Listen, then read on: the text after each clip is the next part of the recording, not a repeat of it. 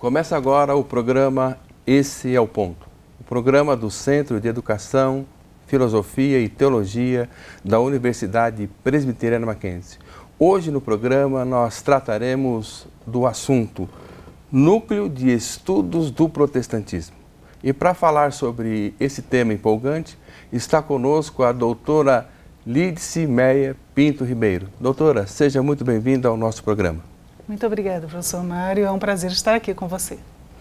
Doutora, nós vamos então iniciar aqui o programa fazendo uma pergunta pertinente e provocativa. Por que foi criado o Núcleo de Estudos do Protestantismo? Boa pergunta. Na verdade, a história do Núcleo de Estudos do Protestantismo na Universidade Presbiteriana Mackenzie começa em 2015.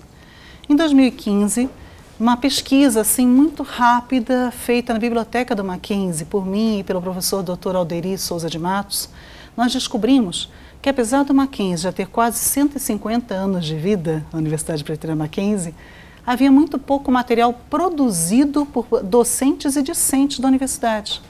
Por exemplo, de 1949 até 2015, nós tínhamos apenas 41 livros escritos por docentes. Depois, quando surgiram as pós-graduações, esse número aumentou um pouquinho. Então, nós tivemos 63 dissertações de mestrado defendidas sobre o tema protestantismo histórico. E dessas dissertações, um número pertence ao Andrew Jumper, um pouco à ciência da religião e algumas a letras. Então, o que a gente percebeu? Duas coisas muito importantes. Primeiro, pouquíssimo material produzido pela nossa universidade a respeito de protestantismo histórico, né? Isso, docentes e discentes. Segundo, o que existia estava concentrado, então, em 3 áreas. O Andrew Jumper, ciência da religião, teologia e um pouco em letras. E aí, não existe nada, nenhuma pesquisa no jornalismo, nenhuma pesquisa na arquitetura, nenhuma pesquisa em marketing, nenhuma pesquisa em nenhuma dessas outras grandes áreas que o Mackenzie tem, direito, por exemplo, direito e protestantismo, não tinha. E sendo assim, a gente começou a pensar, por quê? Por que isso não tem nessa pesquisa? E chegamos à conclusão que talvez muitos alunos e até professores tivessem vontade de produzir material acerca do protestantismo, mas se sentissem tolhidos pela falta, digamos assim, de um grupo que os amparasse, que os apoiasse, que desse essa estrutura para a pesquisa. Então surgiu ali o embrião, o germe de um surgimento desse núcleo, desse grupo de pesquisa que se tornaria o Núcleo de Estudo do Protestantismo. Essa ideia foi levada ao nosso reitor, ao magnífico reitor, Dr. Benedito Guimarães, e ele então aprovou a ideia, abraçou a causa e deu esse nome, Núcleo de Estudos do Protestantismo. E começamos então a trabalhar esse assunto. Submetemos um projeto ao MacPesquisa, o MacPesquisa também abraçou a causa, junto com a chancelaria, e sendo assim o núcleo nasce em fevereiro de 2016, para amparar as pesquisas acerca de protestantismo histórico na Universidade Presbiteriana Mackenzie. A senhora falou agora há pouco sobre a questão da carência. Então, o núcleo nasce a partir da carência e propõe, obviamente, uma produção para que essa carência possa ser suprida não só na área, como pelo que eu entendi, não só na área da teologia, pela teologia com o protestantismo, mas também, como a senhora falou, no direito, na arquitetura, Isso. no Exatamente. Jornalismo, em outras áreas, para poder fazer, então, o que a gente pode dizer na faculdade de um diálogo? Totalmente. Poder fazer essa questão de um diálogo interdisciplinar, intercursos, onde possamos mostrar realmente que o protestantismo ele atinge todas essas áreas e influencia todas essas áreas. Muitas dessas áreas, inclusive, foram desenvolvidas a partir do protestantismo, né? Precisamos lembrar que a própria engenharia, a Faculdade de Engenharia, é a primeira universidade do Mackenzie, né? É a primeira universidade de engenharia do Brasil. Então, tudo isso você tem uma relação muito forte do protestantismo dentro dessas áreas. E por que isso não aparecia na produção acadêmica? Na produção acadêmica. Essa que era a grande questão. Então, dentro dessa mesma perspectiva, mais uma outra pergunta provocativa. Ou não. Qual, então, a importância da Universidade Presbiteriana Mackenzie em sediar esse grupo de pesquisa? A Universidade Presbiteriana Mackenzie parece que foi feita para isso. Feita para isso. A verdade, nós temos aqui 148 anos de história, então, preservada em memória. Temos aqui uma estrutura incrível para acolher a pesquisa. Temos também pesquisadores de renome na universidade, temos também pesquisadores que têm muita produção e podem produzir mais, né, acolher e orientando os alunos. E, ao mesmo tempo, a gente tem a possibilidade de fazer do Mackenzie, então, um polo de referência da pesquisa do protestantismo, um polo de referência que seja para o Brasil e, quiçá, mesmo para a América Latina. É interessante, professor Mário, que não existe na América Latina, não estou falando de Brasil, não existe na América Latina inteira um grupo de pesquisa que se dedique a protestantismo histórico. Um núcleo de pesquisas como a gente está criando aqui. Então, a necessidade é muito grande. Muito grande. O Mackenzie, ele é central para o Brasil. Então, ele facilita até o acesso a essa pesquisa, por ser São Paulo local. É central para o Brasil e se torna também central até mesmo para a própria América Latina como um todo. E o Mackenzie, então, tem tudo para ser esse polo de referência nacional e internacional de pesquisa do protestantismo, de estudo do protestantismo e de memória desse protestantismo histórico. Guardadas as proporções, podemos dizer que a Universidade Presbiteriana Mackenzie pode ser, então, protagonista no sentido da pesquisa, do estímulo para um grande desafio? Eu acredito que o Mackenzie sempre foi o protagonista. Só que isso estava, digamos assim, submetido atualmente a outras pesquisas de outros tipos. Então, Mackenzie está resgatando essa vocação inicial dele, que é realmente demonstrar como o protestantismo pode ser um elemento de transformação da sociedade. E nada melhor do que mostrar isso do que realmente a pesquisa acadêmica. Hoje nós temos vários trabalhos já produzidos pelo Núcleo, nesses 2 anos de existência do Núcleo, que têm sido apresentados em congressos nacionais e internacionais. Isso tem, então, já levado o nome do Mackenzie para muitas universidades aí fora e trazido também alunos de fora a participarem do Núcleo também. Alunos e pesquisadores formados. Eu vou pegar uma fala em uma das suas respostas agora para fazer mais uma pergunta. A pergunta é a seguinte: o que é chamado de protestantismo histórico? Mas não responde agora não. O programa Esse é o Ponto vai para o seu primeiro intervalo. Voltamos já já.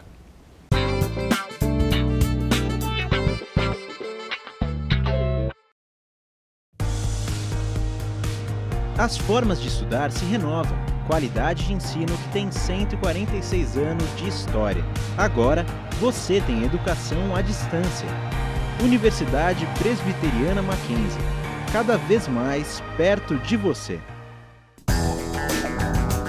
Olha que prédio enorme!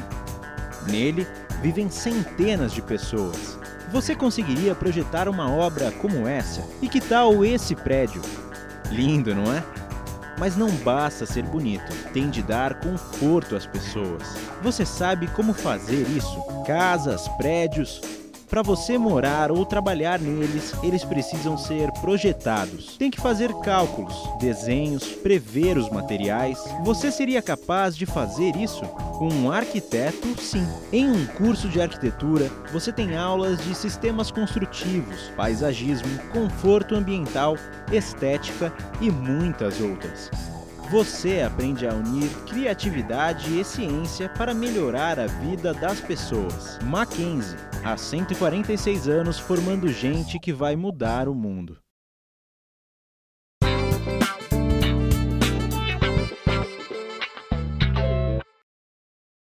Olá, estamos de volta com o programa Esse é o Ponto. No bloco anterior, nós deixamos uma pergunta em suspenso para a doutora Alides pensar e responder com calma. Doutora, vamos voltar à pergunta.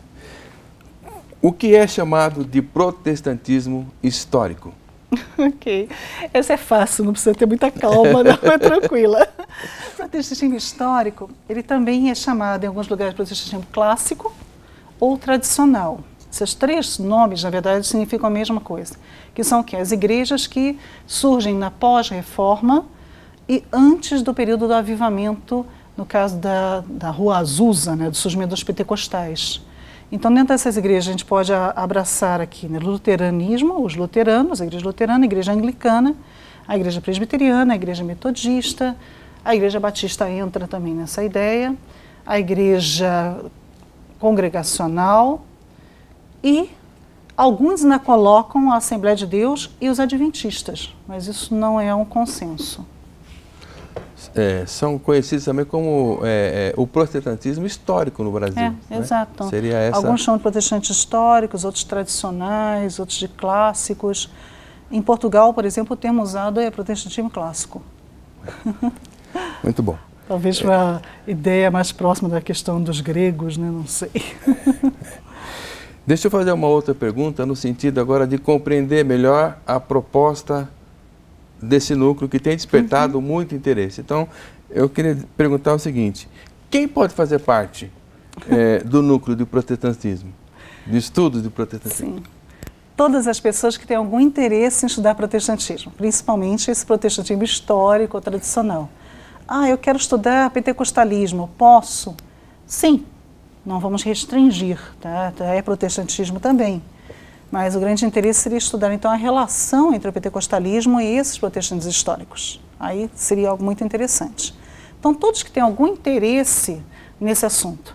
E é por isso que, desde o seu início, ele já tenta envolver os alunos de Mackenzie e de Andrew Jumper.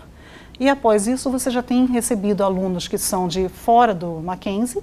Nós temos pessoas que participam do núcleo, por exemplo, que são de universidades como a PUC, universidades federais, de fora de São Paulo, inclusive. Temos universidades também fora do Brasil, né? Temos universidades também no sul do Brasil, que participam alunos e professores do grupo.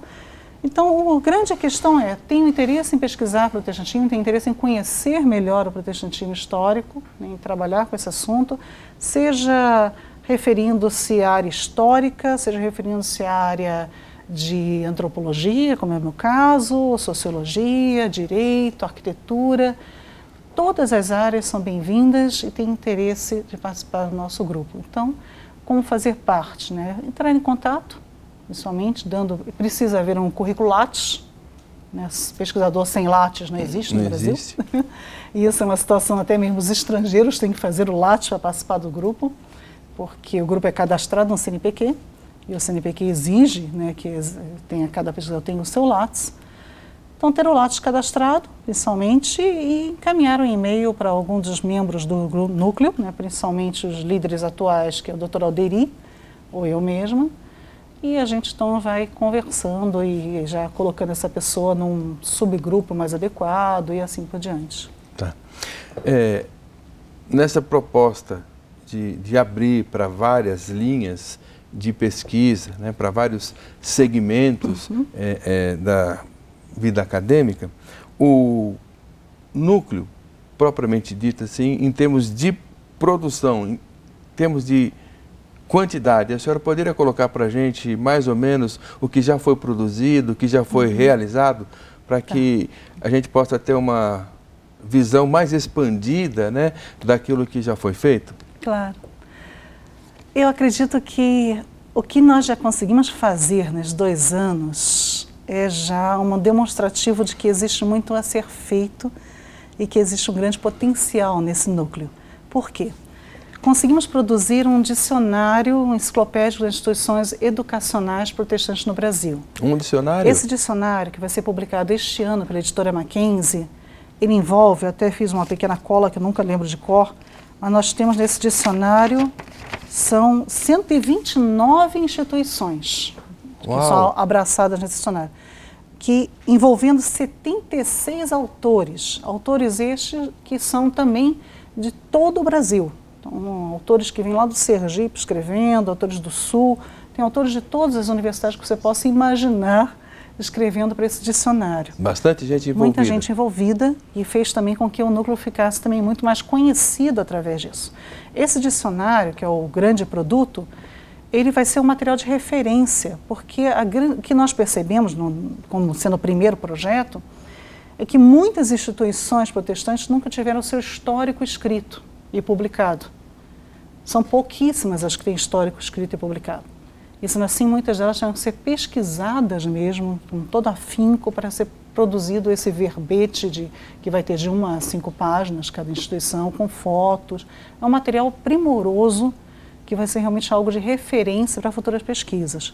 Além desse dicionário que está no Prelo, nós já temos também produzidos 7 livros. A gente trabalha muito no número de 7, sabe? Acho que é perfeição. Você vai ver depois. Desses 7 livros são produzidos pelo por professores nossos do núcleo e por alunos também, que fizeram e produziram durante essa pesquisa de 2 anos, e já estão ditados, já estão publicados. Fizemos o lançamento no núcleo, em atividades do núcleo, foram lançados esses livros. Então, só isso já é uma grande produção. Além disso, nós temos também vários artigos já publicados também. São também produzidos 2 simpósios temáticos, né, onde observamos datas muito especiais. No caso, em 2016, comemoramos os 100 anos do Simpósio do Panamá, que foi o primeiro simpósio evangelístico sobre a América Latina. E neste último ano, 2017, comemoramos também a Reforma, 500 anos da Reforma, com um simpósio chamado Outras Faces da Reforma, onde tratamos sobre reformadores além de Lutero, né, para poder traçar uma outra visão da reforma luterana. Então foi um trabalho muito interessante. Tivemos 3 conferências com temas também inéditos do protestantismo, pesquisas inéditas, temos tido esse cuidado de trazer pesquisas inéditas, como sobre Jean de Lery, sobre João de Bolé, tivemos uma sobre o protestantismo reformado no sul do Brasil. Ainda tivemos 3 ciclos de debate envolvendo alunos, onde os alunos apresentaram trabalhos, né? Então isso acaba estimulando a pesquisa e demonstra o potencial que esse grupo já tem. Bom, deu para perceber o tanto de trabalho, ou melhor, deu para perceber a vasta produção em apenas 2 anos de existência do núcleo, né? O programa Esse é o Ponto vai para o seu bloco final. Você não sai daí, espere, já já voltaremos.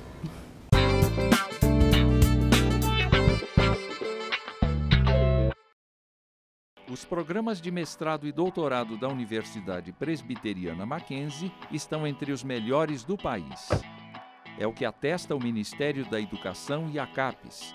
Em uma avaliação de 0 a 7, a Mackenzie teve um desempenho que merece destaque.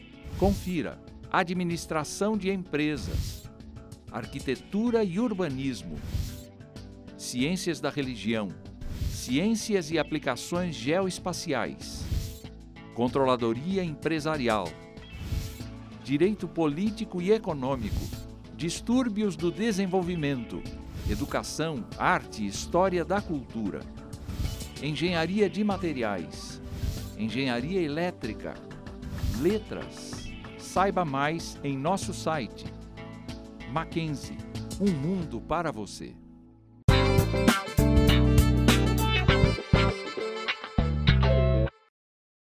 Olá, estamos de volta com o programa Esse é o Ponto, agora para o nosso último bloco, com essa entrevista boa, agradável, com a professora doutora Lides, que mostrou para a gente o quanto o núcleo de estudos do protestantismo já produziu. Professora, pensando nisso, nos desafios que obviamente tem pela frente, eu queria fazer a seguinte pergunta. Não uma cobrança, obviamente, porque muitos já foi feito, mas quais são as próximas atividades previstas, então, para o núcleo? O que tem se previsto, pelo menos já para este ano, primeiro o início da produção do 2º volume do dicionário, que seria abraçando agora as instituições socioculturais. Então, vamos ter que fazer novamente um levantamento dessas instituições, procurar autores, só isso já é bastante trabalho. Além disso, vamos continuar fazendo conferências, com temas também inéditos, de preferência, sobre o protestantismo, para poder divulgar isso, né, da universidade e fora da universidade. Também já temos previsto a publicação de outros livros, além do dicionário que está lá no Prelo, na editora Mackenzie, para ser este ano, já entregamos mais 2. E bem interessantes. Um sobre a pesquisa da Inquisição Protestante no século XVI, no caso do julgamento de João de Bolé. E outro produto também muito interessante são textos inéditos de Émile Leonard, que também foram traduzidos por um dos membros do grupo, né, o Dr. Marconi, reverendo Marconi, ainda não doutorando, mas são produtos também fantásticos que logo vão estar saindo pela editora Mackenzie. E também, claro, vamos continuar a incentivar os alunos e professores a frequentarem os congressos nacionais e internacionais para apresentarem trabalhos sobre o protestantismo, mostrando então a Universidade de Mackenzie como um polo de pesquisa, um polo de estudos do protestantismo. Só no ano passado e no outro, 2 anos atrás, nesses 2016, 2017, conseguimos ir a 13 congressos no total, sendo nacionais e internacionais. Uma participação bem grande de alunos e professores, né, isso tudo pelo núcleo, que mostraram o nome do núcleo lá fora e em vários lugares de São Paulo e fora de São Paulo no Brasil também. Divulgaram, né? Divulgando a Mackenzie. Então, eu acredito que por causa disso, a gente já tem sido procurado por gente do Brasil, de vários lugares, querendo fazer parte do núcleo, querendo conhecer melhor. Por que isso, né? Porque provavelmente esses nossos professores e alunos divulgaram muito bem, pelo jeito. Pelo jeito, fizeram levaram uma boa bem propaganda. O nome do Mackenzie, mostrando que o Mackenzie é uma instituição realmente preocupada com a memória do protestantismo nacional. Deixa eu fazer uma pergunta aqui, no que diz respeito às reuniões. Elas são feitas periodicamente, as reuniões do núcleo? Sim.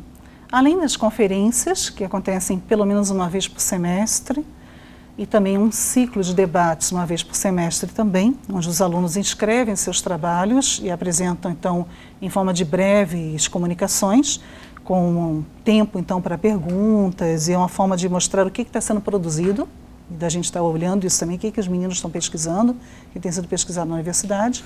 Tem sempre também uma palestra pequena, de no máximo 1 hora, feita por um aluno também, o ex-aluno do Mackenzie, de um nível um pouco mais alto, ou seja, alguém que já está no doutorado, alguém que terminou o mestrado, que pode trazer para os alunos de graduação um pouco da sua experiência, um pouco da sua pesquisa, né? Então ele serve como um modelo para esses alunos. Esses ciclos também têm sido semestrais, têm sido muito produtivos.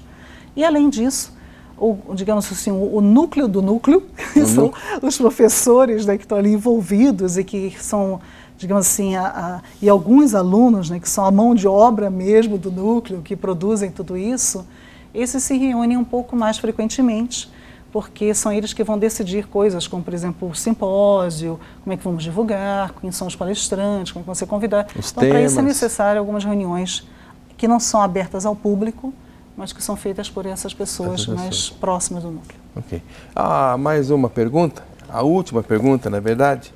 E como funcionarão ou como funcionam os subgrupos de pesquisa do núcleo?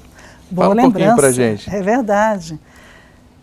Como o protestantismo é um assunto muito, muito amplo, e não temos também como fazer reuniões que abracem todas as temáticas, decidimos dividir o grupo em subgrupos.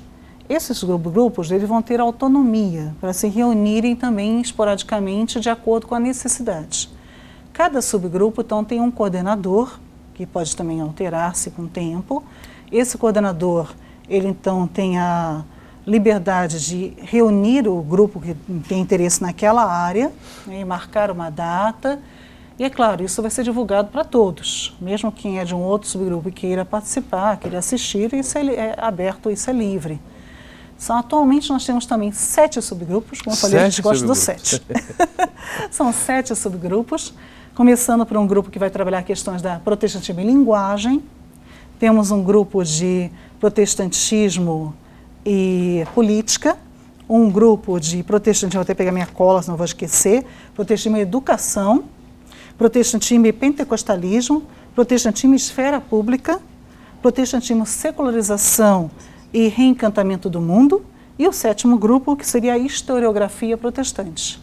Por enquanto, são esses os 7 grupos que nós temos, podem surgir até mais subgrupos, e esses subgrupos, então, o interesse é que eles se reúnam até de uma forma até mais frequente do que o grupo como um todo, para realmente dividir interesses em comum, bibliografia, né, fazer uma troca de ideias e, quem sabe, até produzir material junto, que seria muito bom também.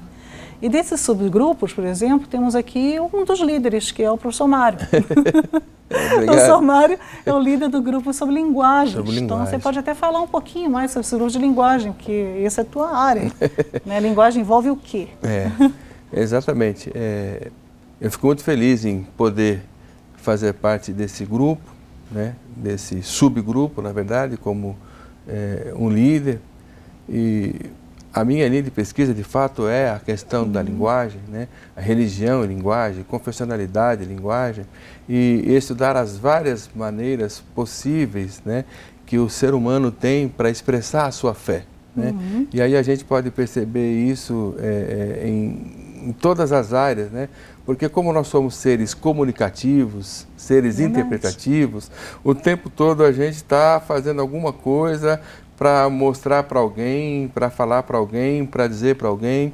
E é claro que, como a gente pensa no protestantismo e como a gente entende uma proposta de cosmovisão e como a gente entende que não há nada que a gente faça que não tenha uma intenção, ou seja, nós acreditamos que qualquer ação ela é baseada em uma intenção. Então, por exemplo, quando você olha para uma imagem, seja ela a imagem que for, um bottom, um crucifixo, um sinal, como religião, a gente percebe essa linguagem que comunica, né? Nós temos, por exemplo, para o campo evangélico, de um modo geral, para esse protestantismo histórico que nós falamos aqui, você não precisa falar muito, mas se você vê um cacho de uva e um pedaço de pão, isso comunica para você alguma coisa muito séria para a sua fé, né? Então, nessa proposta que a gente vai procurar trabalhar e vai procurar desenvolver as várias manifestações da linguagem dentro do protestantismo. Então, se alguém tem interesse, por exemplo, em trabalhar música, é contigo? Pode vir falar comigo. Teatro? Teatro, cinema, outdoor, desenhos, sarges, essas coisas todas, porque elas vão remeter para um campo de pesquisa possível para mostrar por que aquela imagem está ali, por que aquele desenho está ali, por que aquela figura está ali, por que aquela cor está ali, né? Há uma comunicação intencional que a gente vai procurar saber, a gente vai procurar descobrir. Mas, professora Alice, infelizmente, o nosso programa caminha para o final. Quero agradecer mais uma vez a sua presença, a maneira como expôs aí as questões do núcleo e rogar ao Eterno que esse núcleo continue trabalhando e se expandindo cada vez mais, divulgando aí todo o material possível de pesquisa que com certeza eu sei que vai surgir. Muito obrigado. Bem, muito obrigada, professor Mário. Eu que agradeço essa oportunidade de falar um pouquinho do núcleo, que eu tenho certeza que tem muita gente que tem vontade de participar e de repente não sabia, e agora, graças à sua exposição, a gente já está podendo ter essas pessoas também próximas de nós. Obrigado. O programa Esse é o Ponto chega ao seu final. Até uma próxima oportunidade.